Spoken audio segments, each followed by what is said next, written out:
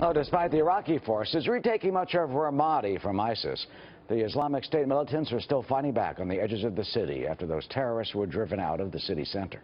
Iraqi counterterrorism soldiers now clearing the city, we're told, of explosives and booby traps. And as you see there, raising the Iraqi national flag throughout most of the city. Well, the Iraqi troops retook the city center last week with heavy coalition air support. But the insurgents remain holed up in some other parts. Officials say gains there are now laying the groundwork for an eventual assault on Mosul, perhaps later this year. But after fleeing from ISIS fighters earlier last year, are the Iraqi forces really up to the job?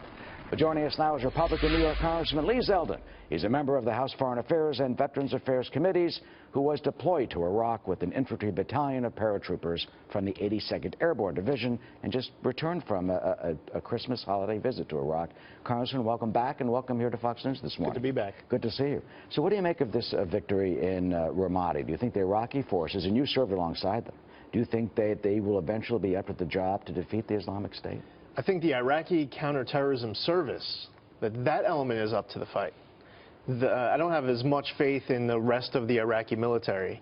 But as far as the counterterrorism service, as we see with Ramadi, they were up for the battle against ISIS. Their ranks need to grow. Here you have an element with higher morale. They are fighting for love of country, more discipline than you'll see with the rest of the military, which we remember in '91 and 2003 when U.S. forces went in. These are the folks who just drop their weapons, they don't fight. Well, they just said that last year when they faced ISIS originally. But how come you don't have as much faith in terms of the Army and those forces? A lot of them don't even show up to work. I mean, as we've seen from past history, when there's a threat that they face that day, they're not even showing up. They just drop their weapon. I think that a lot of the Iraqi military hasn't changed, but recruiting out of the military, you're able to identify Sunnis and Shias and Kurds who are capable of being part of this more elite unit. Hopefully, we'll be able to take the next steps of a plan. There actually is a plan now. It's moving in the right direction. It's tenuous. It could turn around in a moment's notice. But there is a bigger battle still ahead as you try to move towards Mosul.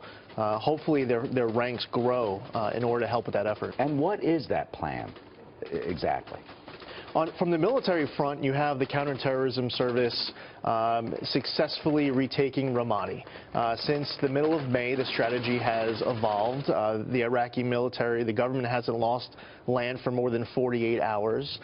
So moving, for ISIS, they want to establish a caliphate. Mm-hmm. It's key for them to be able to expand and occupy more territory. So when they lose it, it's important. So the plan is to continue to take back more land from ISIS. On the political front, you have al-Abadi now as the prime minister, who's doing a better job than al-Maliki is. It's a whole other challenge of trying to bring together the Sunnis, the Shias, and the Kurds in a very complicated coalition government that may or may not work. But at least there is now a political plan and a military plan, unlike Syria, where there doesn't seem to be any plan at all. And the president has said that 40% of the territory in Iraq has been taken back. Do you think, more importantly, that the Iraqis, once they get that territory, like Ramadi, that they will be able to hold it and eventually defeat the Islamic State by doing that? You know, they may go after Fallujah next to bring that back, a much smaller town, but that's where ISIS, we're told, they're really entrenched. Remains to be seen. There's a plan that if the counterterrorism service, if the military was capable of defeating ISIS in Iraq, that afterwards they would be able to maintain this land after ISIS is defeated and moved out of Iraq. Now, ISIS might move to Syria and Libya. For the United States, for the region, there's still a huge challenge. But as far as Iraq goes, if they're able to drive them out, it's obviously easier than if ISIS still has, for example, thousands of fighters in Mosul completely running the city. Now, you just returned. You had a Christmas holiday visit with some of our troops, the 82nd Airborne, the guys that you served with. What were they like? What was your visit like? There you are with some of them. How's the morale? How's our special ops? Are they positive? Is there a sense of optimism? Every single service member I came across had high morale. I mean, they are honored to wear the uniform, to be representing the United States of America, to be able to not just serve to protect their family and friends back home, but for strangers as well. For some of them, it's their first deployment. It was their first holiday season away from family. For others, I met the Command Sergeant Major of the 82nd Airborne Division. It's his 11th deployment. For some, the sacrifice has been just amazing. 11 holiday seasons spent away from the family. I mean, that's not easy, but morale is high amongst everyone I came across. And they're positive? Every single one I spoke to, and it was Christmas morning in Iraq, in Kuwait, yet there was not a single sign of disappointment expressed to me. I think that they're just honored to be there wearing that uniform with everyone who had worn that uniform before them.